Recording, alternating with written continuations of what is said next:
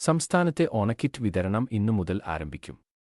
മഞ്ഞ ration card ഉടമകൾക്കും ക്ഷേമസ്ഥാപനങ്ങളിൽ ഉള്ളവർക്കുമാണ് ഇത്തവണ ഓണക്കിറ്റ് നൽകുക. കൂടാതെ വയനാട് ദുരന്തബാധിത പ്രദേശങ്ങളിലുള്ള മുഴുവൻ ആളുകൾക്കും ഓണക്കിറ്റ് നൽകും. ഓണക്കിറ്റ് വിതരണത്തിന്റെ സംസ്ഥാനതല ഉദ്ഘാടനം രാവിലെ 8 മണിക്ക് തിരുവനന്തപുരം പേരൂർക്കടയിൽ ഭക്ഷ്യമന്ത്രി ജി.ആർ. അനിൽ നിർവഹിക്കും.